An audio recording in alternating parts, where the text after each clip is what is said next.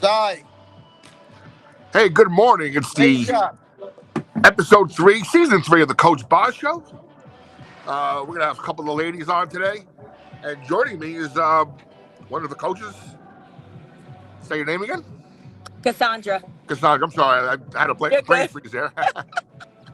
You're good. We have Coach Cassandra with Great us to shot. begin. Um, so, Coach, how long you been with Coach BOZZ? I know he. I'm going into my third year with him, but this will be my 11th overall. So, what were you before this? So I was at UMass for 3 seasons, and Okay. before that, I was at Eastern Michigan for 5. Are you learning a lot? I am. I am. I am. You learn Do you every have day being here. aspirations of being a head coach one day? Of course, of course. I mean, that's why you get into the business sometimes, just to be able to give back, and try to spread as much knowledge as I've grown to learn over the years that I've played, and now, been a coach myself. So, what is your coaching function on his very What's long my coaching role? staff? So, Yeah, what's so your I role? am my title is the recruiting coordinator outside of stuff on the basketball court, but on the court, I primarily deal with the wings, but I have a hand in every player that's on the court. So, I just try to make sure that I'm available for whatever he needs. That's awesome. So recruiting's going strong, right? I mean, I mentioned to a coach a few times. You've had some success the past couple of years. Now it's Yes, starting to show with yes, the quality of recruit coming in. What, yes. what are your thoughts about that? We're just trying to build off of, the really good players that we already have, on our roster. We have a very talented roster. And I think it becomes a little bit easier when, we're recruiting and they see what's in front of them and they see, the type of talent that we're bringing in and kind of keeping. So it kind of, I don't want to say it's easy. I don't want to start putting my foot in my mouth. But, seeing these players practice and perform the way they do it, it kind of, the work speaks for itself at that point. Um, can you give us a couple of highlights of who's coming in? I know there was a couple of big signings this fall. So a couple of highlights. We have, a 6'4" from Las Vegas. Names. Didn't say. 6'4" from Vegas. We have some good guards coming in. Another stretch 4 player, but we're really, really excited. They can all move the ball. They can get up and down. They run. They fit right into it. What we're doing right now. We'll officially announce it next week. Gotcha. I didn't say it. Yeah. No, you can say that. Okay. Yeah, I know it's an odd time with the recruiting and stuff. Yes. So, what are your thoughts about the freshmen this year? That's from Bill Hathaway. I'm sorry, you can't we see have that from some there. really we have some really bright spots. They come in every day and they work hard, and it's paying off for them. But we have some really bright spots, and we're very excited about the work that they've put in. And hopefully, it carries over when it's time to play. Yeah, Bishop, I think, is playing fantastic, right? Yes, yes, She's yes. they have a little. She doesn't really play like a freshman. She doesn't really play like a freshman. She's very confident. We have Nat, who's been a little bit banged up with injuries, but seemed to be putting together a few weeks, of really good play for us. So we're very excited, and they, like I said, they work hard, and they're bought in, and they're very, very coachable. So we're very excited about them. Now, I mentioned to the coach last time that that one Jersey girl on the roster, but taking a trip to California like you're doing this week, does that help with recruiting? It Making the brand more national? It does. It does. To be able to say that, we play in these different areas always helps. It always helps. It's a bright spot for us. To be able to say that we're a national, a team that plays nationally. Excellent. One more question for you. What are your expectations for this trip? Our expectations are always going to be the same, as that we go in and do what we do. You know what I'm saying? We practice hard. We want to get after it. We want to push the ball in transition. We want to get stops. We want to be disruptive on the defensive end. So that never changes for us. So we do that, and then we'll feel good about ourselves coming back. And one more question. What are your plans for the long flight? Oh my gosh, I hope I can sleep.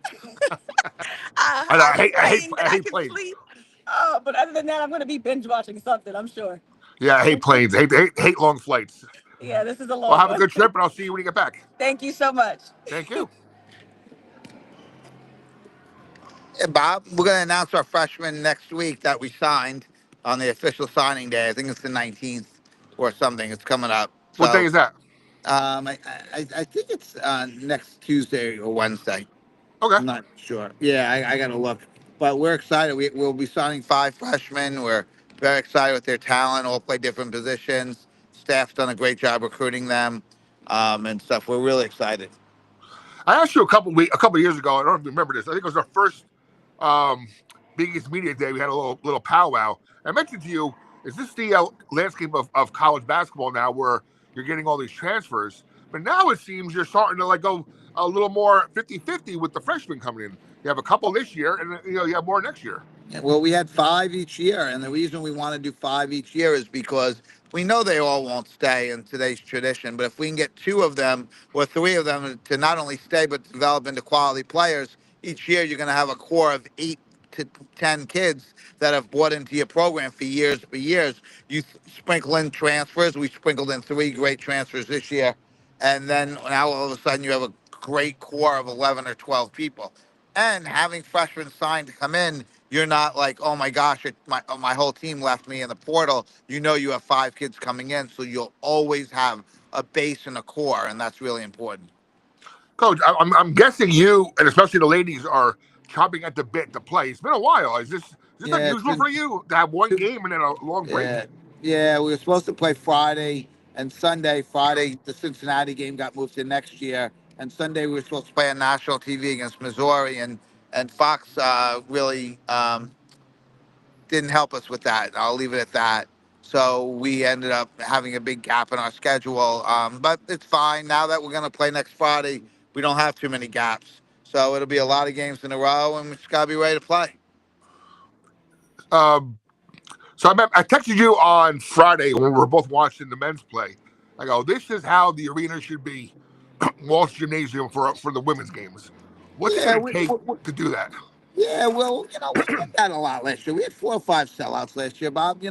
We just got to get people to be more invested in women's basketball. We have a great core, and they do that, and we just want to get it a little more on a consistent level. But it also helps with us playing, SEC team like Auburn, a Pac-12 team like Washington State, having North Carolina State come back in here next year, having another ACC team coming back in here next year. I mean, we have to, upgrade our schedule with Power Four brands, which we're doing, and that'll help. We have Princeton, Columbia on our schedule. They're both tremendous programs, so I'm proud of that. And we don't play a soft schedule; it's very hard, and that'll hopefully the crowds will continue to grow. But our marketing department does a wonderful job here. We're doing everything we can, and I will say, you've seen us play. We have a very talented special team, so this would be a great group to come out and watch.